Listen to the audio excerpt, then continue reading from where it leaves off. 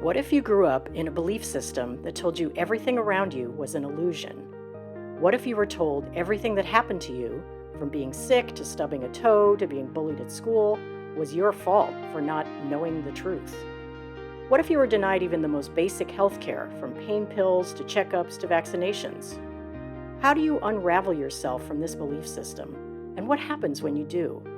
My name is Hillary Alexander, and this is Leaving Christian Science. Hi, I'm Hillary Alexander, and welcome back to Leaving Christian Science. Today I'm talking with Max, who wants to tell their story of Christian Science and the lack thereof later on. So why don't we get started with your family history? How far back does Christian Science go for you? Yeah, my immediate family, I say that I'm third generation CS. So my grandparents on both sides were the ones who you know, discovered CS, and then both of my parents were raised in it. My dad from yeah, on his side of the family, it was actually something. This is one of those family stories that is just vague enough in the CS way. Yeah. But at some point, in the weeks after he was born, he got really sick. And my grandparents, yeah, said that CS healed him and they converted after that. Mm. Um, and then on my mom's side, I'm not entirely sure at what point in her childhood, my yeah, at what point in her childhood her parents found it. My mom's side of the family is a little bit more like her parents are divorced, and uh just yeah, it she had a very tough childhood for a lot of reasons. Like her dad was an alcoholic and then stopped drinking after finding Christian Science. And yeah, so don't have a ton of details about the timeline there. But yeah, both of my parents were basically raised in it. My On my mom's side, when they divorced, my grandfather remarried, and his second wife is herself multi-generational Christian Scientist. She's actually working for the Mother Church right now. Mm. Yeah, so and my grandfather, his second wife, and then my grandmother on my dad's side were all Christian Science practitioners. Oh, wow. Yeah. Um, and yeah, my grandmother on my dad's side is dead, but my grandfather and his wife still practicing. Um, and then my grandmother on my mom's side worked for Adventure Unlimited, the Christian Science summer camp in Colorado. And so she worked there, she lived there for, yeah, of 20 years or something before she retired. Um, and my parents actually met at Adventure Unlimited. Oh, So, yeah. yeah, Christian very, Science love story. yep. How about that? Yeah, so you're pretty entrenched, like all the family, the grandparents, I'm assuming aunts, uncles, Yeah, cousins, yep. stuff like that. Yeah, aunts, uncles, cousins. My Actually, of my dad's siblings, most of them have at this point, I'm trying to think, he might be the only one who's still actively a Christian Scientist. Oh, Out so a of lot of people have left Yeah, at I this think point. all of my aunts and uncles have left. Wow. Um, Hmm. Slippage. yeah. Yeah. So tell me about I'm always fascinated to learn sort of the emotional environment in people's childhoods. To me, that's, I mean, I guess, coming from my my own personal experience, not having had like major medical fiascos as a kid. And we can certainly talk about that too. But I'm interested in if, in your opinion, Christian Science influenced the way your parents parented you. Yeah. Um, Definitely. I would Okay. say, Yeah. yeah. I think like, and I don't know, it was complex. I mean, my childhood and like the way that my parents raised us. I have two younger siblings now, had three growing up, but was complicated for a lot of reasons, that weren't just Christian Science. Um, yeah, there was a lot going on, in both of their childhoods and a lot of trauma, and that definitely kind of got handed down in ways that had nothing to do with Christian Science. Sure. Um, but it was definitely also, I mean, I can remember just like going back to being like a little kid. This was, I mean, before I started school, so yeah, it must be like 4. I can remember my dad telling me like, um, just as a casual thing that he would say that like, well, you're not really my kid. Like I'm not really your parent because God Yeah. is Father, Mother, God, Yeah. My and mother like I said that to love, me. Yeah. yeah, yeah. That's pretty, It's that's not like great. it's not great. I look back on that now and I'm like that's such a horrible thing to tell like this tiny child that like, yeah, like I'm here for you and I love you, but like I'm not really like you shouldn't really be connected to me. Mm. Like I'm not really like always gonna be here for you, you know? Yeah, just like yeah, I don't know. Well, That's as you're telling me that, it's kind of like coming together in my brain why looking back now, it feels like God sort of became the parent for me yeah. emotionally. Like that figure or that imaginary to me figure like stepped in and became this the all loving parent. And so when I stopped believing in my 30s, it really did feel like my parent had died. It Mm, was that intense, the mourning of that loss. Yeah. And I think yeah. part of that was not that my mother all of the time said, I'm not your parent, but she certainly like, I don't even know how to describe how she said that, but she would sort of intimate that like, we're not really like I don't know. I don't even know how to describe it, but I definitely got that message that in our quote unquote reality, we were not really like parent and child. Like we were all just God's children. Yeah, exactly.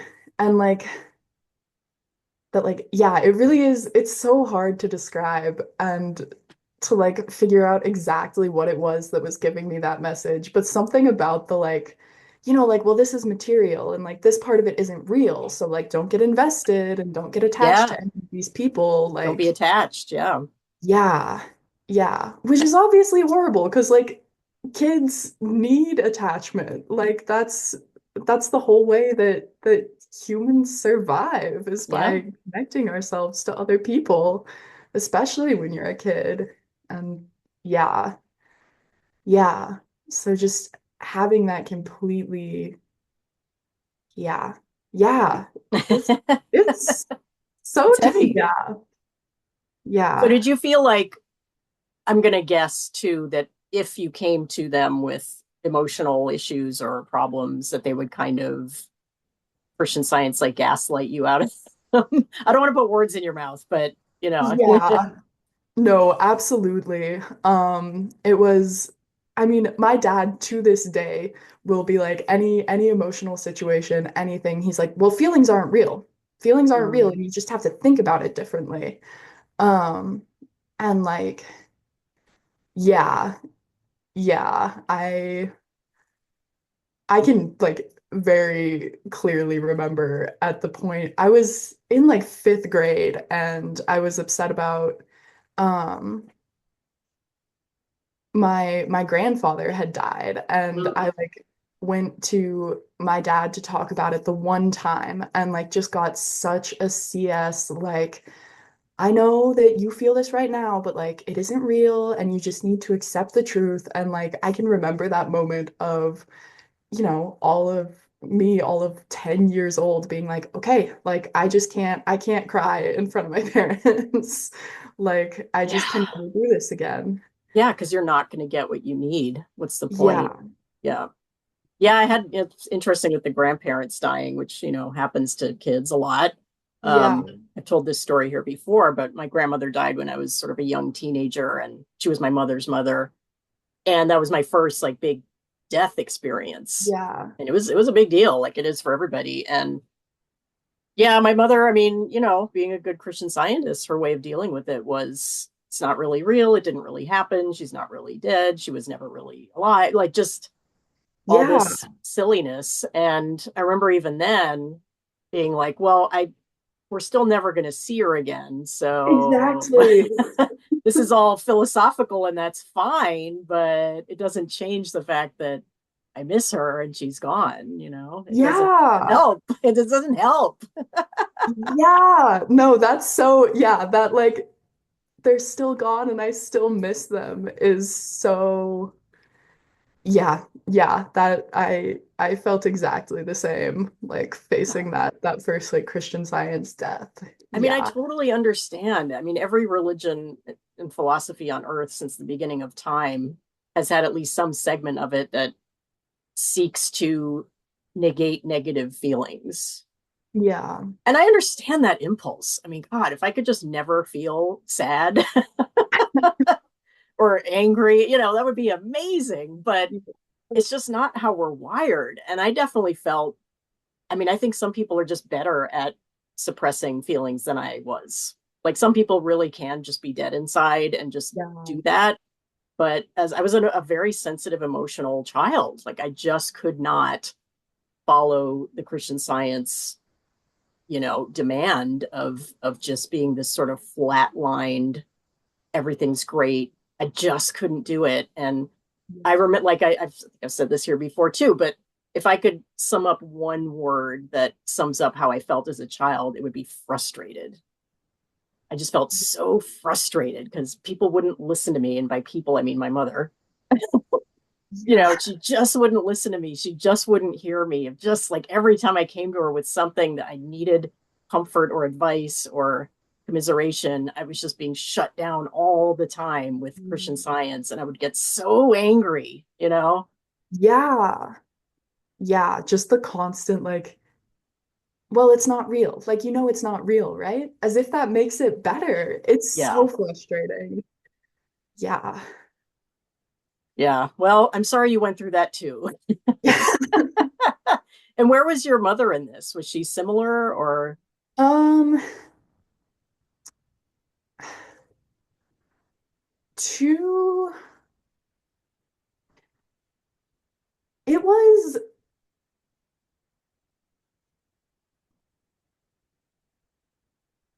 my mother and like her relationship with Christian Science and with all of us is was and is a lot more complicated. Hmm.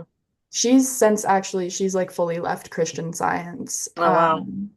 Now, yeah, I a little more than 2 years ago, one of my little brothers died, Oh, no. and yeah, that Sorry. was yeah, thank you. But yeah, that was kind of like the last straw for her. Yeah. And she, yeah, kind of has fully left now. But even before that, she was always a lot less like intensely bought into Christian Science than my dad was. And I can remember her like there were a couple times where she took us to other churches just to be like, well, you should have an idea of what other religions are like. Oh, interesting. And was like, yeah, I mean, she always said and says like if anything was seriously wrong, I would have taken you guys to a doctor.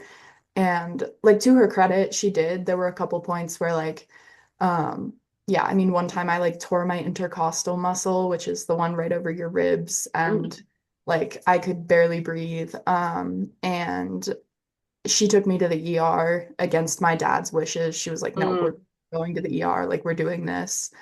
Um, and I don't know, on the emotional side, she was less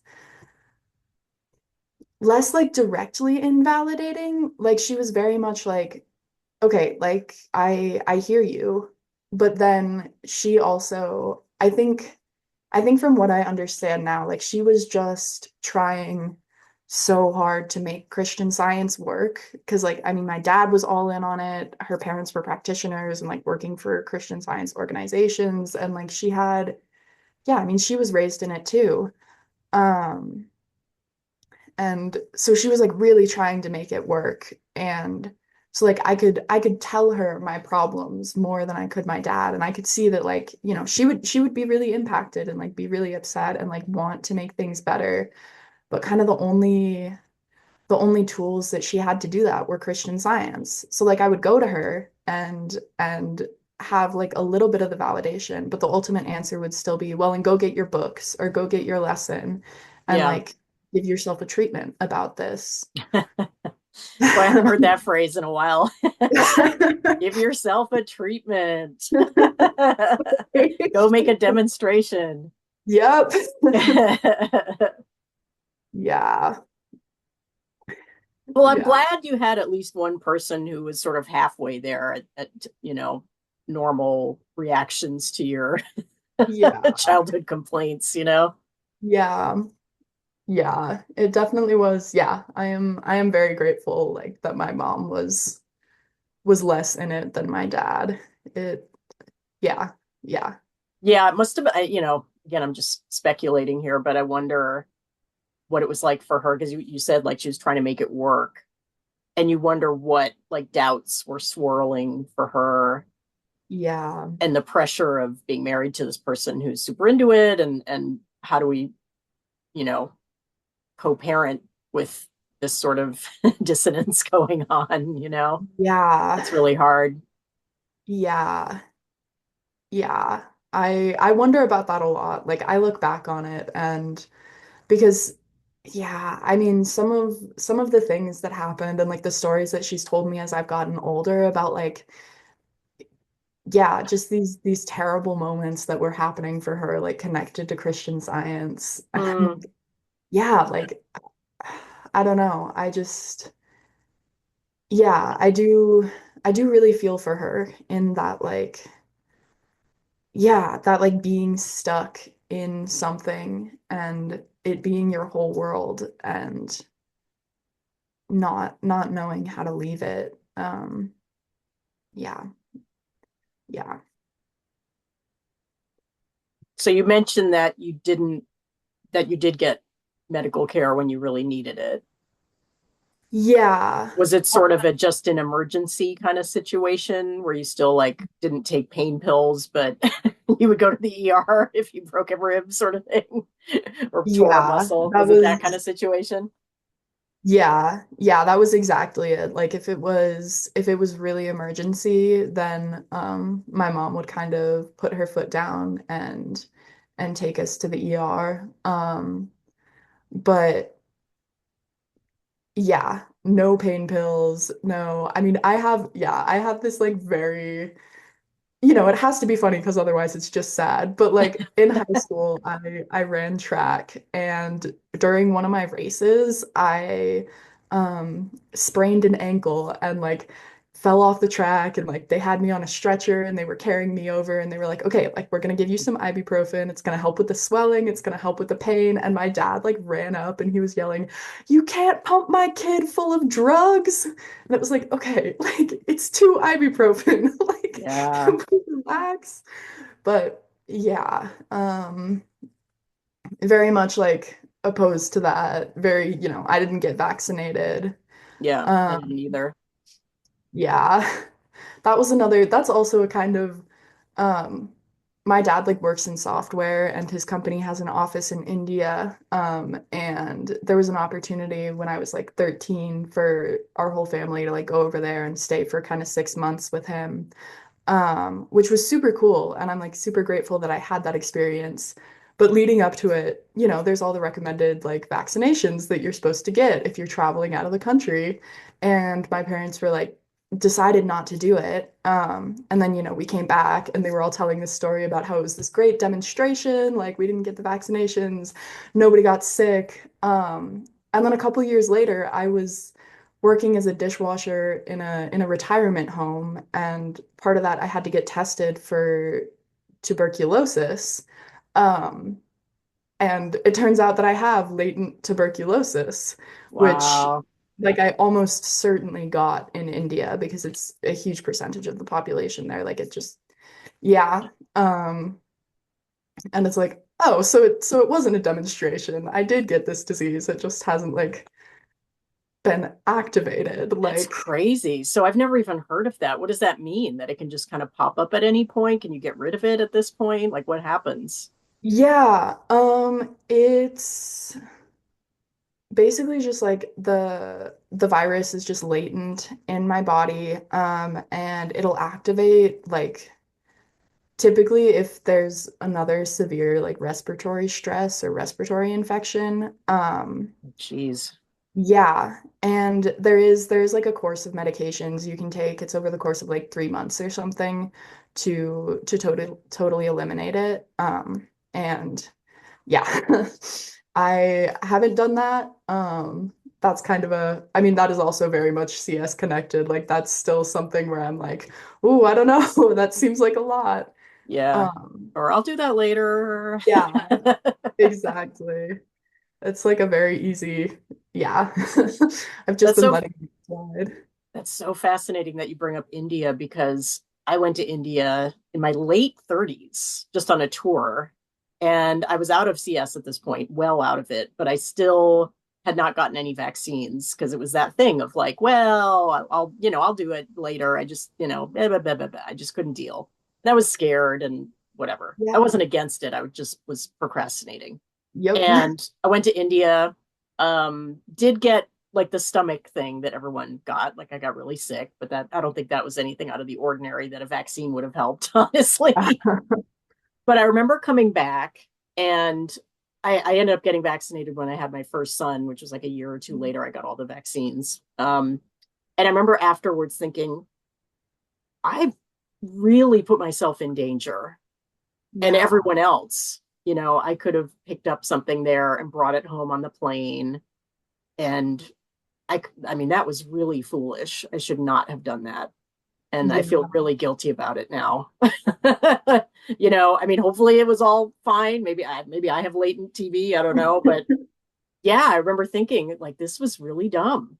What Yeah. the hell was I thinking? I put everyone at risk. Yeah. That's like, I feel like that's such a hard thing to realize in like leaving Christian Science is to be like, oh, I put all of these other people at risk as well. Yeah. And yeah, yeah, And again, it wasn't, being against vaccines. It wasn't anything. It was just not thinking it was important enough. yeah, It's just anyway. yeah. Yeah. Get your That's vaccines when you travel, people. It really yeah, is a good idea. for Because I'm a world real. traveler. I have not been, to Africa yet, but I'd love to go. But I'll be getting the vaccines, Yeah, Not going to make that mistake again. yeah, yeah, for sure. Yeah, so I love the point of the story as how many times are things considered a demonstration that actually aren't. Truly, yeah, I mean, I'd like to, in my opinion, 100% of the time, but this is yeah, one where you actually had proof that this was not what she thought it was. yeah. And No, even if you didn't have that issue come up, I would still say you just got lucky. That's all that yeah. was. Exactly. So many Christian Science like healings are just luck. Yeah. And It's healings in general. I mean, not healings, but just like recoveries from things are yeah. just luck and or the way the body operates anyway. Yeah. Yeah. But then people just fit it into what they're expecting and like use it to justify Christian Science. It's yeah. Yeah. Yeah. And I mean, Christian scientists do this with health things, but other groups in general do this thing that they don't understand is incredibly arrogant, where it's, well, oh, I was protected, Yeah. so I'm special. Yeah. Like the thing of, well, the tornado hit my neighbor's house, but I was saved. Yep. I, Yeah. I can't believe people still don't see how gross that is. I know. It's so horrible to be like, well, like if these other people had prayed as much as I had, their house wouldn't have burned down. Like, do you not see Yeah. how horrible that Like the is? Lord blessed me, it's like, oh my God, it's so gross. It's so like so not Christian, actually. Yeah. It's like so hypocritical. Like theoretically, you're thinking that like there's this, all-powerful, all-good God, and just like at random, some people are protected, but some aren't. Like, come on. Yeah. Yeah, and that's, I mean, one of the main terms I would use about Christian Science is definitely arrogance, Yeah. and I still have to fight off this impulse to be like that or to be like super judgmental. And I know I got it from Christian Science, where you feel like you're just special and you're just better and you just have this like special knowledge or whatever. And Yeah. I really, I mean, it's been long enough now that I don't have a lot of that left, but having grown up, born in like you and I both are, there's this specialness. Yeah. That is definitely something that like, oh my God. Yeah. Just the complete arrogance and like lack of awareness. I Yeah, I mean, there were times when I like worked at Adventure Unlimited and on on our days off, like I have a couple memories of me and like other counselors going on these like I don't know, online like messaging things with other like Christian churches and getting in arguments with them and like telling ourselves we were so superior Oh, and just being wow. like, oh, Yeah. they don't get it. Like we clearly understand everything so much better than they do. And looking back, like that's just like yeah, just so arrogant to be Yeah. like, I did the non online version of that when I was like a young teenager. I would get in arguments with other Christians and feel all proud of myself. So gross. yeah. So embarrassing. It's so terrible to look back on and be like, oh. Yeah. And I just remember that feeling of like self-righteousness and just like you're this warrior. And I see a lot of that happening in the world right now where people think like they're these warriors for certain things and they're Yeah. so convinced they're right and they're all like puffed up and Yeah. proud of themselves and I see that and I'm like, yeah, I've been that. Yeah. I know that feeling of like, but I'm doing this thing that's the most important thing. I'm fighting for the true belief and it's the only thing that matters. I get it. I get it. I totally do. Yeah. Because that's Yeah. one of the dangerous things about, to me, like faith in general, is that it puts something above just humanity. Yeah. It creates this, well, there's like this spirit, God, Jesus, whatever thing that's has to be more important than anything else. Your relationships, your children, your family. I mean, they freaking say that, like God first, family Yeah. second. You know what I mean? Yeah. And that's extremely dangerous. Yeah. Because it can just be the ultimate justification for anything, I feel Mm-hmm. like. Like if you're convinced that you have the most important truth in the world, then like you have every reason not to listen to anyone else and not to think it through. And like, Yeah. And to do terrible things yeah. sometimes, terrible, violent things. But Yeah. it also erases all empathy. Yeah. And that to me is definitely something Christian Science is designed to do just by its Yeah. basic philosophy, because you're taking away any right to human anything Yeah. by denying our entire reality as human beings. Yeah. Yeah. Nothing is real and the less that you can, I mean, there's even like Oh, I don't remember the specific of it, which is honestly good for me. But like the degrees, of like that section in Science and Health that talks about, I think, the 3 degrees, and like the last one is like complete disconnection from anything material and from other people and from like even the good things, and like being happy is kind of, I don't know, at least in the way that I was like taught Christian Science, like being happy materially is just as bad as like the sickness and the bad material elements ultimately. And that's just like, yeah, it just makes it impossible to have like any empathy or any connection with anything. Yeah. Yeah, it's funny. I don't remember that 3 degrees thing, but Okay. Yeah. it's sort I of don't know. a, was it like a, these are the levels you're trying to get to, or Yeah. okay. Yeah. It's like the first degree.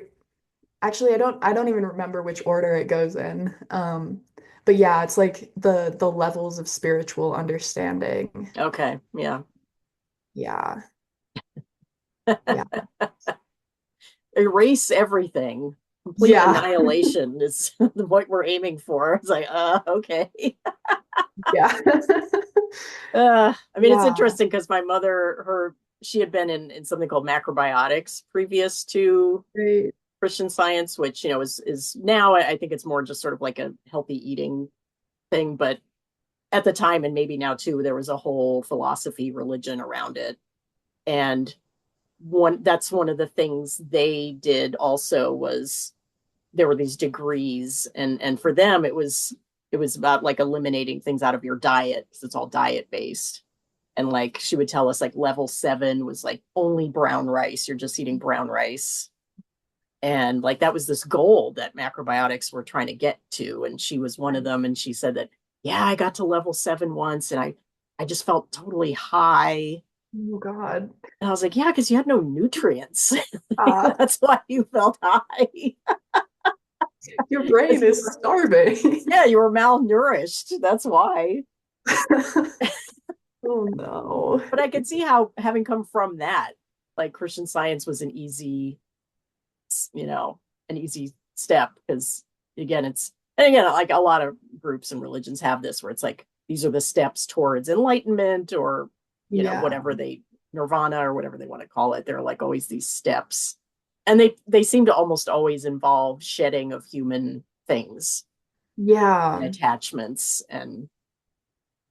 Yeah. And after, I've done so much study of cultic groups at this point that, not to bash anybody's like cultural traditions or religions or anything, but I just feel like a system like that where you're required to, or the goal is to like release attachments, is just ripe for abuse. Yeah. And all you need is the wrong leader, and they'll just run wild with that one, especially when it comes to women and sexual exploitation and stuff like that. It's just, I just hear it over and over and over and over again, where the first step is getting women or anybody, to release their attachments to things, Yeah. including their body, their dignity, their sense of self, their boundaries, Yep. yeah. Oh, So yeah. anyway, that's my usual cult rant. So so at what point do you feel like, I mean, it sounds like you were like me, you were a true believer, you were just in, and Yes. at what point did that start to slip away for you? I think um I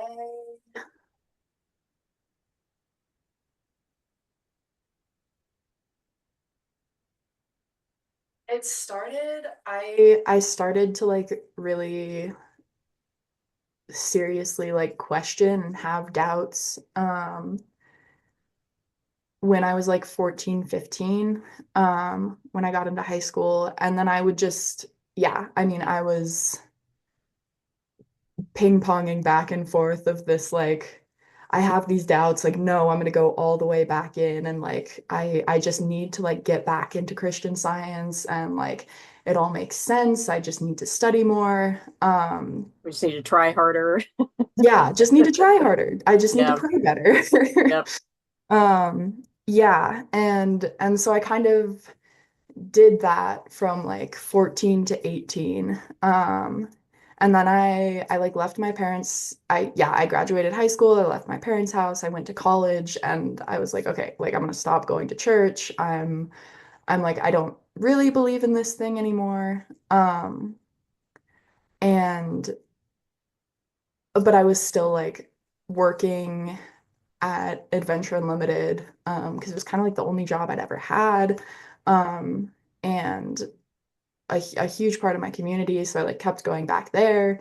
I made the choice one year to like live in the Asher House Oh in yeah. the city where I went to college. Yeah. Which was at that point I was like pretty definitively out of Christian Science when I moved into there, but I was like, okay, I can pretend like and get this cheap housing. Um, I think a lot of and people I do actually ended that. up I ended up getting kicked out of the Asher House. They yeah, they like it was a whole story that I can maybe get into later, but like I got kicked out of the Asher House, and that was like my final straw of like, okay, I'm just done with Christian Science. And I think that was when I was like 20.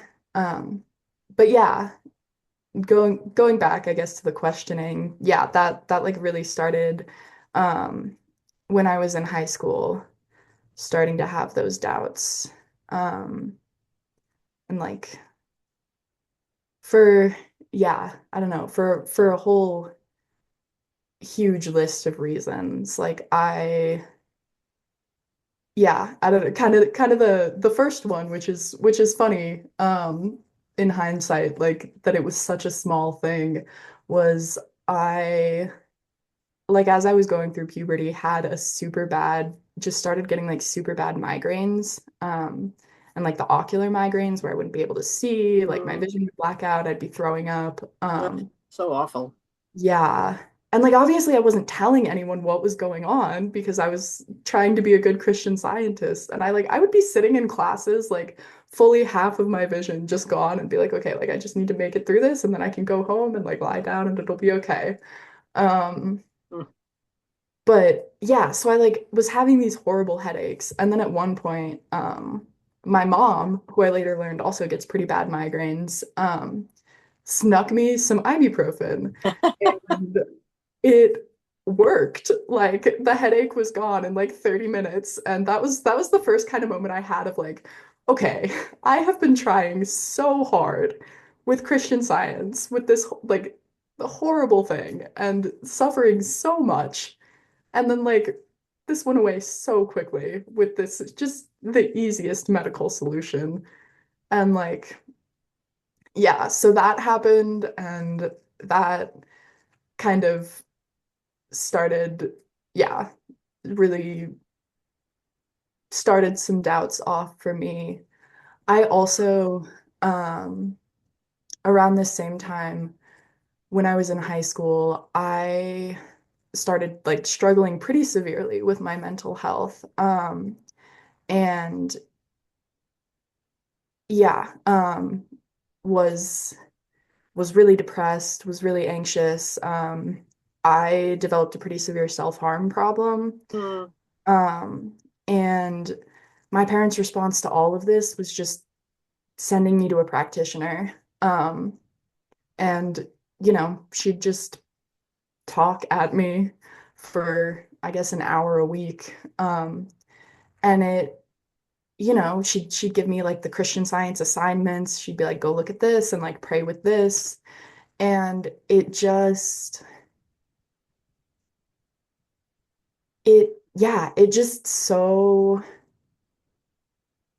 so deeply wasn't helping. And I, yeah, so that too was kind of like, and I was getting all these like, I mean, yeah, this practitioner would be saying like absolutely, and she'd be like, those scars will disappear from your skin, like you'll be healed, you'll be whole, and like Uh, this stuff that like at the time was so horrible because I was like, I want this to happen, like, and I'm trying to pray and I'm trying to be healed, and it's just not working.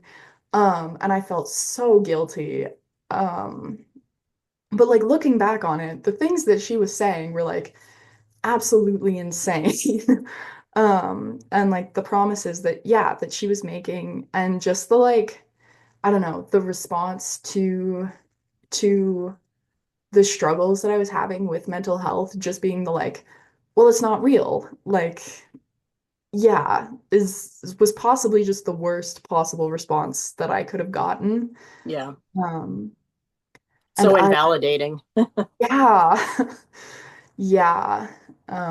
And looking back on it, a lot of my like struggles with mental health were coming from everything being invalidated by Christian Science in the first place. Yeah. Um, yeah. Yeah, the the constant gaslighting and like um pressure and guilt, it turns out, was really bad for my anxiety. Yeah. Um, yeah, yeah. So that was kind of another really like it was yeah, it was just I there was so much invalidation happening from like the Christian Science and just trying so hard and getting nowhere. And then I like there was one point where the school got involved and was like, you need to send your kid, told my parents they needed to send me to like a real therapist and get me treatment that wasn't just Christian Science. Um, and that didn't last very long. As soon as kind of the school stopped following up about it, I think it just dropped. Hmm. Um, and um, but like I don't know, yeah, having that different experience where like the problems that I was having were treated seriously and were like people were like, okay, like we're gonna do this and like actually talk to me and like tell me what's wrong. And I obviously was like still trying to be a good Christian Scientist and was just lying my ass off to these therapists. Um, but still like, yeah, that little glimpse of something different, I think was also like, yeah, really, really made it hard to like keep fighting my way back into the Christian Science. Um, Yeah, because at a certain point, you just see it just doesn't work. I mean, yeah, how long can you keep trying with this thing that never helps? yeah, You know? yeah, exactly. At a certain point, you stop and you're like, okay, I have never actually been healed. And I don't think I know anyone who's ever actually had a healing Yeah. that I have seen. And like, does this work? If it doesn't work, why am I trying so hard? Like, Yeah. And if it doesn't work ever, it just invalidates the whole system. I mean, that's what Christian Science is completely based on is healings. If there are no healings, the whole thing is gone, you know? yeah, yeah, exactly. And that's like, I don't know, it's so funny too, because I feel like that's always the defense that people give of Christian Science is they're like, well, like, but there's evidence. Like, look at the healings that have happened. Look at all these like journal articles and like testimonies. And it's like, okay, I submitted testimonies. Like, I know people who submitted testimonies and like everyone is lying. Everyone is Yeah. exaggerating. Yeah. There's no verification. Like, yeah. Yeah. Yeah. I think that's something that it's really hard for people to grasp and it's hard for me to grasp, honestly, because you want to just believe things, but that hundreds and thousands of people can have these testimonies of healings and that they're all not true. It is actually possible for that to happen Yeah. for a variety of reasons. Like we've talked about, like people are straight up lying, or they're misattributing something, or it's wishful thinking, or it's a placebo effect, Yep. or it's the body just kind of solving its own problem and you say it's Christian Science. You know, I mean, there's just so many ways that a healing cannot be like this magical thing, you know? Yeah. That last one is like really, yeah, I don't know. One of like my favorites looking back is like all of the healings that are people like, oh, this thing was healed over the course of this like very long span of time. That is the span of time that your body just naturally heals something like that. Yeah. And we That's don't know not, that because we have no yeah, medical understanding, you know? yeah, yeah. Yeah. I I mean, I do, used to pore over that book, 100 Years of Christian Science Healing. Did you have that? I still yeah. have it. I kept that book actually just for entertainment. And when I was a kid, it was honestly my favorite book. Every time I was sick or whatever, I would sit down and read that book. And I still remember a lot of the testimonies in there. They were all sort of like early 20th century. A lot of them were like from the 20s and 30s and 40s. There was a lot of sort of World War II related Yeah. quote unquote healings in there. And a lot of them were very compelling stories of people in war zones in Europe who were like protected over and over and over again, or who were led to like this person that could help them. And I mean, it's great reading, Yeah. but it's zero proof that Christian Science is real or works. I mean, there are great stories of people who like had these amazing experiences and found people that helped them. And that has nothing to do with Christian Science. Like, what are Yeah. you talking about? And I've said here, I know I've told this story 1,000 times, but that's one of the more heartbreaking moments. I remember talking with my mother because, of course, we both had doubts repeatedly over many years and would talk about it. Like there were times when I was completely out, there were times when she was completely out, and then we both sort of weaved in and out for a Yeah. long time, like a couple of decades probably. And I remember her saying to me, like, all of those testimonies, they can't all be bullshit, right? Oh, They can't, right? And I remember being there like, yeah, they can't, right? yeah. And it just, because I didn't have critical thinking. I didn't understand. I mean, I'm sure there's a term for this. I'm not educated enough to know what it is, but this sort of like socio anthropology of why we believe the things we do and why we group think and all this stuff that makes us look at a book like that and go, yeah, that's proof that the thing I believe is real, you know? Yeah. Well, and I mean, to be fair, like Christian Science, growing up in Christian Science, I feel like actively discourages you from developing critical thinking. Oh, totally. Yeah. Yeah. And Yeah. the good thing is you can develop it later. Yeah. It's not gone. Your brain could still do it. You just have to train yourself. Yeah. Yeah. So at Yeah. what point was there like a definitive moment of I'm out? Did you have to tell relatives this? Or did it all just Um, sort of, happen without drama? I'm curious. well, so um in terms of telling relatives, I've talked to my like immediate yeah, like to my parents and been like, I'm out, which happened at like, I think kind of like really truly my breaking point and the point where I started like telling other people, like, I'm just done with this. I was working at Adventure Unlimited and there, yeah, I mean, there was a whole very complicated situation going on with like the horsemanship director, and some of the horses weren't being properly cared for, obviously, because they were Christian Scientists. So, that wasn't like checking them over or anything. Yeah. And then that came up, and it kind of also turned into a discussion about like um, this. There were a large chunk of people at Adventure Unlimited and like in the organization in general, that like we're pretty homophobic and extremely transphobic, and Mm.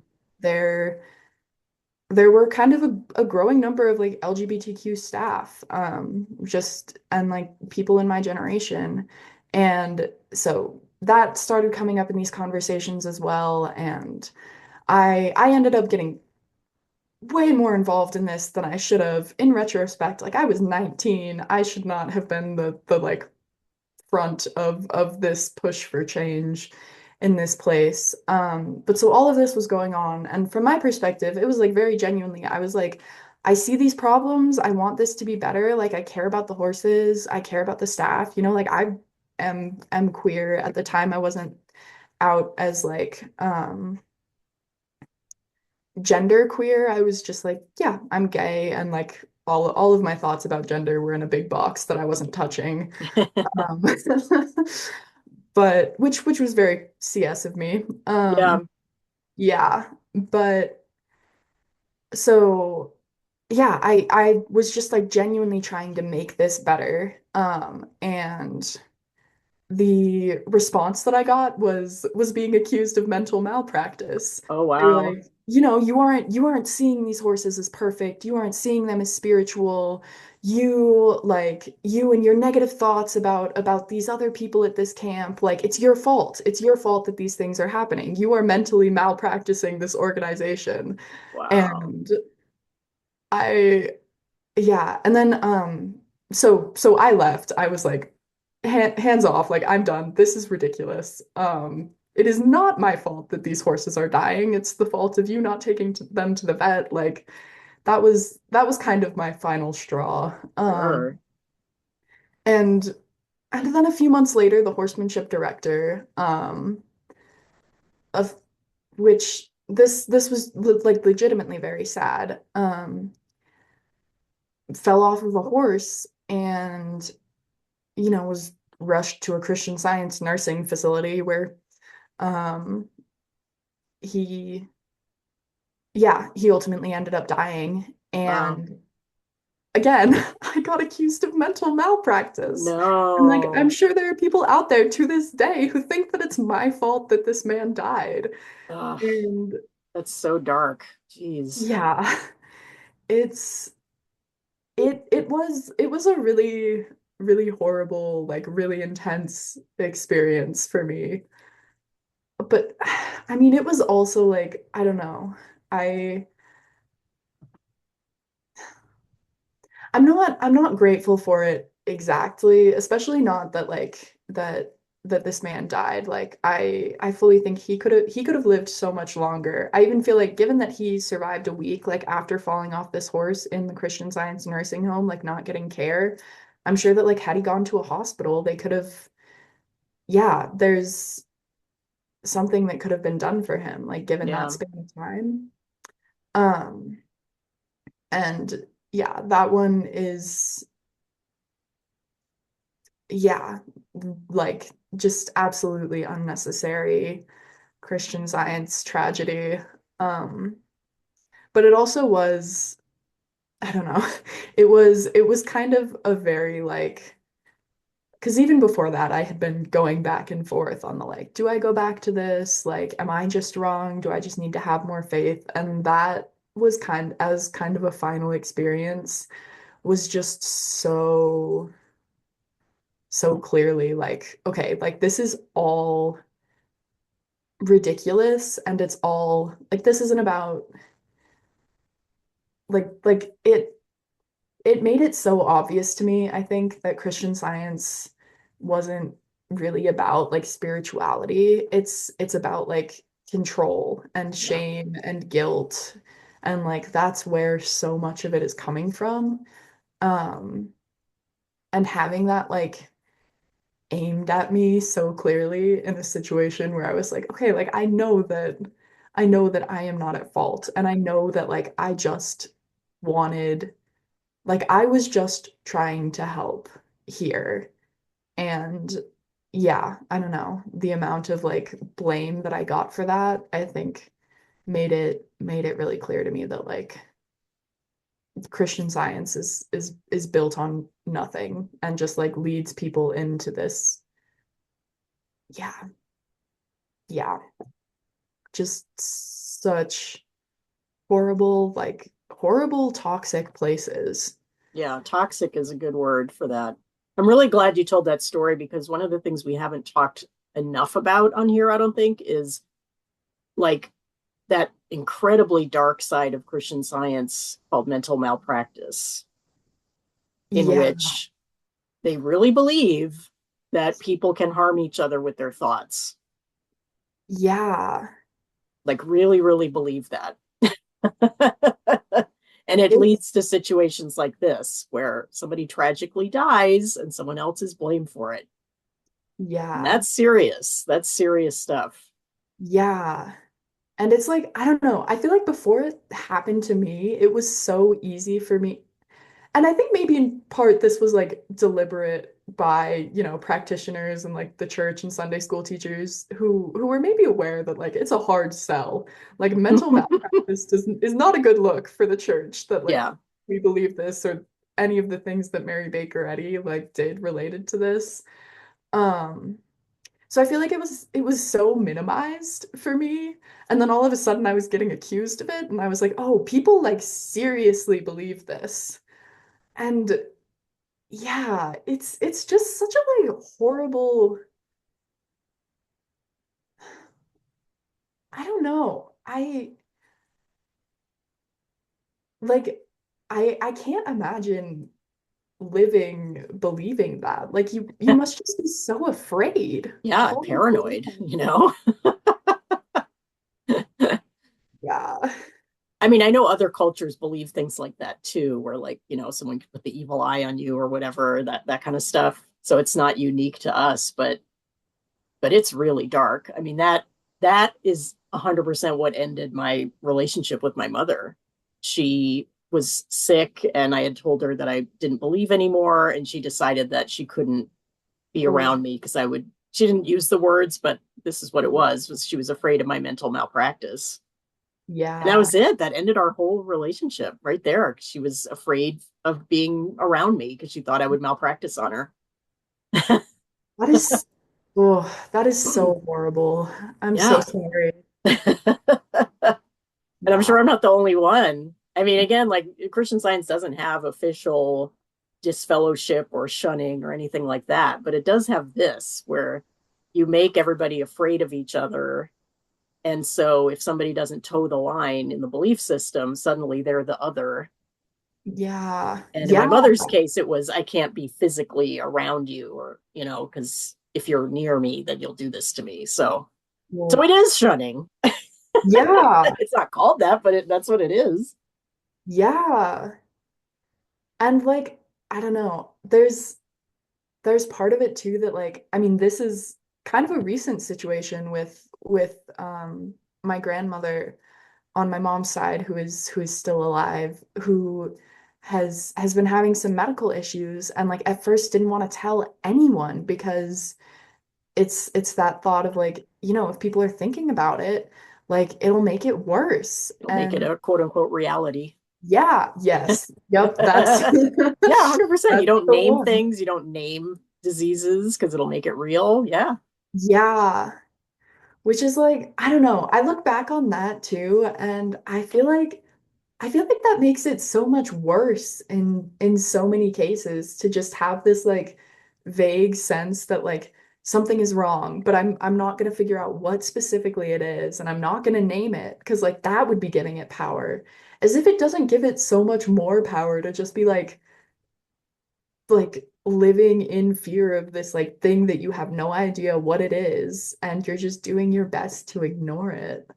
Like, yeah, I don't know. Yeah, I've had a lot of little skin cancers over the years, and I always just have them zapped off or surgeryed off or whatever. And I did Yeah. myself the favor or not favor of Googling images of Oh, untreated basal cell skin cancer, which is what I had. Because people yeah. talk, I've heard people talk about seeing Christian Scientists in their church with these Yeah, giant I was things. gonna And say. honestly, I've never saw that. So I was like, what does it look like? So I Googled pictures and I was like, this would be me, If with like my whole half of my face eaten away if I yeah. let this go for 10 or 20 years. Ugh. And these are Yeah. things that happen to a lot of people. This is very common. you know? Everybody Yeah. gets little things on your face and skin things and oy. Yeah. Yeah. Yeah. That it's like so common like that and so treatable. And Yeah, some people there's no just, excuse. yeah.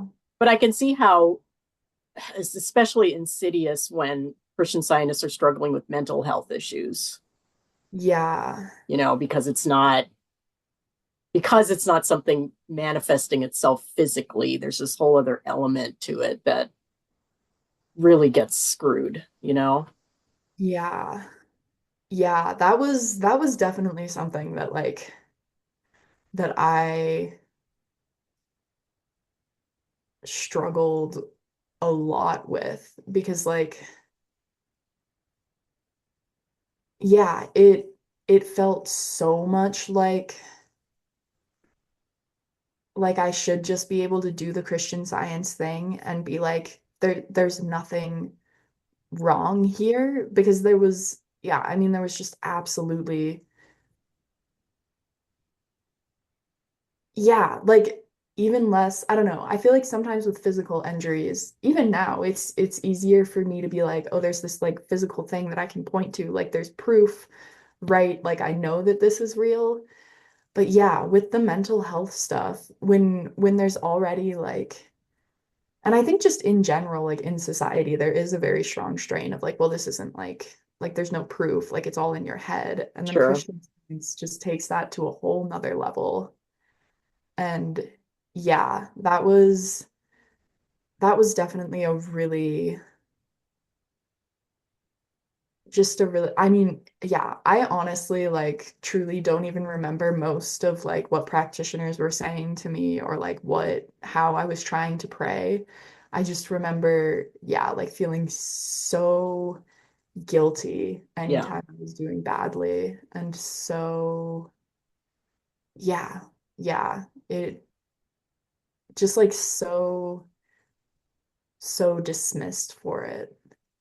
And I think also, yeah, I mean, part of like things that I've talked about with therapists since, like, I think part of the reason why I struggled so hard and like got so deep into self-harm, was that like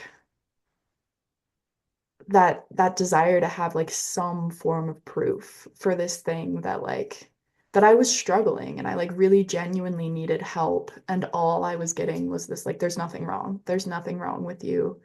You just need to know like you're perfect. You're perfect. Mm, There's nothing wrong with you. You're God's perfect child and that should be good enough. And like yeah, I think just constantly getting that message was part of what like pushed me into like no, like I need to do this to like prove that there's something wrong here, which yeah. yeah, was absolutely. That makes total sense. yeah. Just being constantly denied like that, you can Yeah. finally go, here it is. Yeah. Look at Yeah. this. And then they Yeah. tell you it's all going to heal. And Yeah. that's uh, Yeah. not what I was looking for. Yeah. No, really though, it's like you're like, look at this, like this is real, this is here, and they're like, well, it doesn't have to be here. Like it's not real, it's still not real. Like it can go away, and it's just yeah, so very Shut much. down at every turn. Yeah, Yeah, I so remember that feeling, feeling every freaking Christian Scientist has had, whether they admit it or not, yeah, is the guilt of not being able to heal yourself. yeah, The guilt and shame of not being able to pull off that demonstration. And I know my mother felt this to the day she died, that she didn't succeed, that she'd failed. She couldn't do it. It was, I couldn't get it. I just couldn't get it. yeah. Yeah, I mean, for me, when I was a little bit younger than you were, when I was sort of a tween age girl, I developed trichotillomania. Mm, I used to yeah, pull my eyelashes out compulsively when I was like 11, 12, 13. And, it's just probably an anxiety, depression disorder type OCD thing that I was doing. And of course, I would try to heal myself of it. yeah, And I'm pretty sure I called practitioners. I don't remember specifically, but I must have, because my mother knew I was doing this. We knew it was a problem. We couldn't. And again, this was a long time ago. I mean, this was the early 80s. There was little understanding of things like that. Yeah. And there was also an attitude about children that they couldn't have mental disorders. Children couldn't be depressed. What are you talking about? So it was a different time, and I understand that. I don't blame my mother for not knowing what to do. I really don't. Yeah. But because her thing was like, well, just stop. Why can't you just stop? And I was like, I don't know. I Yeah. don't know why I can't stop doing this. I don't understand it. And I'd never felt so out of control. The feeling of being out of control, like knowing that I shouldn't be doing this and just like compulsively Yeah. doing it and hurting myself over and over again and praying. I mean, this went on for years, and praying and praying and praying, and it never helped ever. I couldn't stop. Yeah. And the feeling of guilt and shame and failure. And I mean, I don't know what kids who have this now do. I would imagine there's probably antidepressants or something, Yeah. or there, I don't know, occupational therapy. I mean, there's got to be some solution for these like compulsive disorders at this point in time, but it was gnarly. And it was definitely a big step in my direction of, I don't think this really works, Yeah. you Yeah. know, Because yeah, I mean, it's just that like trying so hard and so praying hard, so so long. hard, Yeah. earnestly with the books and the Yep. markers and the, Yep. pressing my fingers to my forehead, like making dents, and I'm like concentrating so hard on the scientific statement of being. Like, why isn't this working? Yep. Yeah. Oh Oh, yeah, yeah, yeah. I so understand that, and I'm so sorry you went through that. yeah. You know, I'm glad you got some real therapy at some point. Did it help? Did it kind of? I don't know. Yeah. I mean, I don't know, when it was like school mandated and it was when I was like, in that still in high school, like teenager, I the unfortunate thing about therapy is that like it really only works if you commit to it. Yeah, And at that time I was like, well, this is a requirement, but like I'm just gonna get through it until I can stop and then like go back to Christian Science because like I was trying so hard to like make that work. yeah, Um, but since then, I mean, like I started going to therapy when I was in college. I'm yeah, still in therapy now, and it has been like going back to that and really yeah, really starting to like work through all of that trauma and like all of the patterns and kind of things that I still do has been yeah, I mean I think I really do just have to give credit to therapy for me being at all like functional yeah, as an adult. yeah. Yeah. Yeah.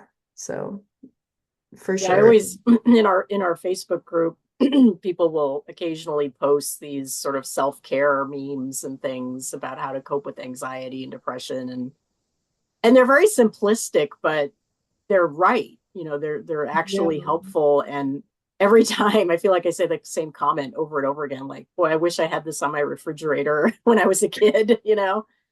Just Yeah. basic coping skills. It's like we're all going to have depression, we're all going to have anxiety, we're all going to have moments in our lives that are incredibly stressful or sad, and just basic human coping skills. I can't believe I'm in my 50s and I'm only just now learning. Yeah. Go for a walk, get some exercise, drink some water, take some deep breaths, like things like that that never would have occurred to me as a young Christian Scientist to actually elevate my mood. Like Yeah. what? So it was truly like, yeah, all of those things like eat food, like have you like Yeah, drink eat water, food. like just How these like about that? yeah. And it's like truly like growing up, that was just never like the only solution was like, okay, go get your science and health and your Bible and like sit there and Yeah, that's it. that was That's a your solution coping to skill. everything. The one Yeah. fix all for everything. Yeah. And it's just so doesn't fix anything. Yeah. Or, The fix all for everything that actually does absolutely nothing yep, for any problem you're having. yep. And the other thing I've really made peace with myself over the last probably 10 years or so is yes, if you're just kind of feeling down and want to feel up, there are like these little physical things you can do, like exercise or make sure you hydrate a lot or watch cat videos or something that can just kind of like brighten your mood a little, so you're like, oh, okay, I feel a little better. But if you're like going through some terrible thing in your life, you have every right to fucking be depressed. Yeah, Like, just be depressed, it's okay. yeah. It is okay to feel bad about It's things that okay to happen. feel bad. Yeah, yeah. Which like feels like such a simple thing. I It's know, how did we not know this? yeah. But we were, Oh, we were gaslit out of our feelings for 20 yeah. plus years. Yeah. Well, and like that guilt element too of like if I let myself feel bad, I'm gonna make things worse. Mm-hmm. Yep. That That yeah. somehow you have the power, like I mean, because we were told this our whole lives, like Yeah. your negative feelings are powerful and can make things happen that are bad. Yeah. So how could you not be afraid of having those feelings later when you're told Yeah. that they're powerful and can do bad things? How can you Yeah. not be afraid to feel? Yeah. Yeah. And then of course you feel bad for being afraid because fear Yeah. is so a negative emotion, and then it's just this horrible like trying to shove everything down forever. Oh. Yeah. And again, there are people who at least temporarily are successful at shoving everything down and just keeping it so tamped up. I mean, we all know people like this that are just super Yep. buttoned up and nope, and that's just it. And that's fine. No judgment. That's how you cope. That's okay. But I just wasn't, I could never have been one of those people. I just can't do it. I mean, for example, this week has been incredibly traumatizing. We're recording this on the week of the election, by the way. Um, and I have children, and I didn't want to scare them. And I don't, it's not pleasant, like crying in front of your children. Like, you don't want them to be scared. And it's just, it's something I try not to do unless it's like a big deal. Yeah. But I was driving them to school Wednesday morning, and they're 10 and 12, so they're not little. They're like, old enough to know what's happening. And I was trying to keep it together, and a song came on, and I just completely started bawling in the car. Mm. And I said to them, "You guys, I didn't want to cry in front of you, but and I don't want you to be scared. Like, please don't be scared. Like, you're safe. You're okay. But something really bad is happening, and a lot of people aren't safe and okay. And it's just a really sad time, and I'm just sad, you know?" And I said, I want you guys to have happy lives. I don't want you to be depressed about this. Like, go do your thing, be with your friends, like, do what you need to do. But just understand this is a really dark moment in our history, like, really, really dark. So, Yeah. it is what it is. I mean, if I had still been a Christian Zionist, I probably would have sucked it up and been like, everything's fine, everything's going to be okay. But it's like, no, I can't lie to you. I'm not lying to them about things. I'm not. And when things are really severe, like I feel there are right now, that's an appropriate reaction. Trauma, freaking out, crying, screaming, throwing things, that's an appropriate reaction to what's happening right now? Yeah. I do think, yeah, I don't know. It's funny to like talk about this specifically because I think that I unfortunately have very much been like defaulting back to um my like kind of experience and what I learned in Christian Science very specifically was like to just dissociate Yeah. like and just be gone Mm-hmm. from my body and from whatever was happening. And I have very much this week just been like, okay, like I don't think it's hit me entirely yet. Because like yeah, it is very much anytime I start thinking about it, especially as a queer, as a trans person, it's yeah, It's overwhelming, really. yeah, Like, what do you it's even it's do with all really of this? overwhelming. Yeah. Yeah. I mean, honestly, I think dissociating right now is also an appropriate reaction, you know? Yeah, Everybody, I'm watching among my circles and family and stuff, everybody's kind of dealing with it the way they emotionally have to. And if it means yeah, checking out, if it means a little toxic positivity sprinkled in, if that's what you need to do right now, if that's what gets you through the day, like do whatever it takes, really, you know? yeah. It has very much been that. Yeah. And I mean it is in a sense, I don't know, this is also something that like I've talked about with therapists, but like dissociation is at its heart like a protective Yeah. technique. Like your body does that to protect you. And so yeah, it is very much, it's allowed me to like I have kind of been in the middle of a lot of processes of like getting IDs and like getting documents changed and stuff. And then this week I was like, okay, like I have to go like and just get all of this done. Um, and I do think that like if I was just thinking about how overwhelmed I was, I wouldn't have, yeah, gotten quite as much of that done. But it is still, yeah, I don't know. It's been interesting like seeing that because this is something that I've been working on with like leaving Christian Science is like okay no like I want to be present and I Yeah. want to feel things Hmm. including those negative things and then like to be overwhelmed enough that I've just gone straight back to that space is like yeah I don't know it's interesting it's a hard time right now Yeah. It's funny, like I do sometimes feel like I have delayed reactions to things. yeah Not in this case for some reason, but and I do wonder how much of that is Christian Science related. And again, not saying it's bad to have a delayed reaction. It's not. It's just your reaction. But yeah I do find in a lot of cases I'm super chill for like too long. yeah And then I snap inappropriately later. yeah. This is a running joke with me and a couple of my friends actually is that like I have like a 1 to 2 week like processing time for Mm, anything that happens to me. There's like a processing delay there.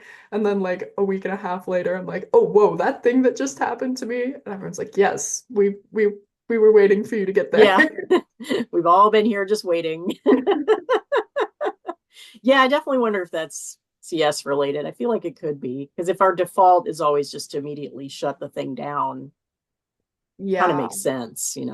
yeah, yeah. And like learning not to just shut it down, but then like it's still being the default. I think, yeah. So on that note, was there anything else you wanted to talk about as far as your journey, like coming out of it or family stuff or anything like that? Or do you feel like you got everything? Um, I guess I don't know. I think the only other thing that I'd kind of want to talk about, and I'll keep it brief because I could, yeah, it's very complicated and I could probably talk for far too long. But I want to at least mention that like my journey with leaving Christian Science for me has been like very connected with my journey of like being queer and being, part of the LGBTQ community and kind of yeah, I don't know, first bumping up against that and like just identifying as gay and um running into like Christian Science I don't know. You would think, and like there are certainly Christian scientists who like make this work for themselves this way, where they're like, well, Christian Science is about the material not mattering. So like being gay, being trans, it's fine because that's all material stuff, and like the spiritual is the same. Um, but then yeah, the church itself being like very, very, institutionally opposed and all of the CS organizations being very much on the same page as like other Christian organizations where it's don't talk about it, don't like Yeah. it Don't needs to ask, don't be, tell kind of. yeah, yeah. I Um, wondered about that because we've talked about this a little bit here before, but because I wasn't really in any church environments past like the early 90s, I was yeah. definitely curious, like what's happening with people starting to really come out and, like how is Yeah. the church handling? It's I'm pretty sure as far as I'm aware, the Mother Church still has made no official statement, and is kind of just, which I think is kind of the Mother Church's default of just like, we're Sure. not going to say anything. And Yeah. that way it won't blow back on us when our members do crazy things. Yeah. Um, but yeah, I know that like as more people are coming out, there are steps that are happening. Like I think Principia, now allows openly gay students to be in the dorms, as of 2018, I think, which is, yeah, so there's like organizational steps that are happening, at least at Adventure Unlimited, like you can be, you're discouraged from talking about it, but like if management finds out that you are gay, they're no longer going to pull you out of cabins with campers, like which was their policy up until, again, I think like 2018. Wow. Yeah, so That's like pretty those intense. changes are happening, but they're getting it. There's a lot of pushback, I think, and a lot of people who will still be like, well, this is something that needs to be healed, is something that I heard a lot. And like, yeah, I don't know, when stuff was happening at Adventure Unlimited, again, that's kind of like the main Christian Science community that I was involved in. Um, but yeah, when those steps were being made and like it was more okay for counselors to be openly queer, they got a ton of letters from donors that were like, this is unacceptable, we're pulling our funding. And I know Oh boy. Principia had a similar thing happen. So yeah, there is very much still a block in the church that is very opposed. Yeah. Yeah. Yeah. Yeah. So you feel like your leaving mentally is also very much entwined with, coming out and Yeah. yeah, which Yeah. makes perfect Um, sense, obviously. yeah. I do think, I don't know, that the like pushback from the community and then also being transgender specifically was such a like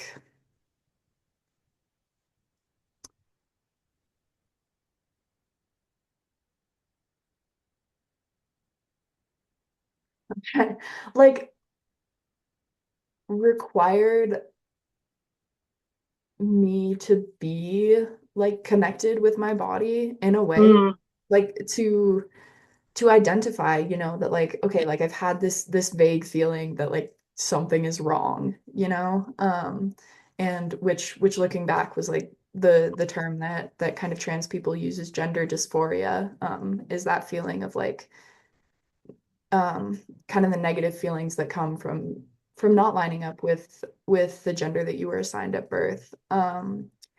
And but like to learn to recognize that and to like acknowledge that, okay, if I do these like physical things and present in these physical ways, like that makes me feel better. And that makes me feel more comfortable and happier, and like just letting myself recognize that and like explore that at all felt so counterintuitive to Christian Science, I guess, and was just like yeah. such a step away from like, well, like the material isn't real. Like, just think about like all of the Christian Science stuff, I really had to like think about everything in the exact opposite way. Um, and yeah, uh, I don't know, was really rewarding, obviously. So that was really important for me too, I think. Yeah. Yeah, that's really interesting how you were sort of forced to be in your body Yeah.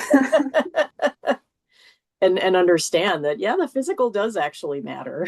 Yeah. It is real and it does matter, you know? It's not all Yeah. just an illusion. Yeah, exactly. It was, yeah, it was super interesting to be like very much pushed into that Yeah. by like, yeah, the feeling that something was wrong just got to a point where it was so intense that I was like, okay, like I have to try something here. And yeah, I don't know. Yeah, I love stories of Christian Scientists sort of reconnecting with their physical selves Yeah. because that's something we were so trained not to do. Yeah. Yeah. Yeah. I mean, for me, I the more I think about it, I never thought about it this way before I started doing this podcast. But since I've talked to people about this, is I think having grown up with dance really sort of saved me in a way, Yeah. where you have to be so hyper focused on every part of your body and what it can and can't do. And you're in yourself, you're present. Yeah. I think that probably really helped me more than I realize. Yeah. For sure. I could see that for sure. Yeah. Having just something to practice, like being present. Hmm. Yeah. Yeah.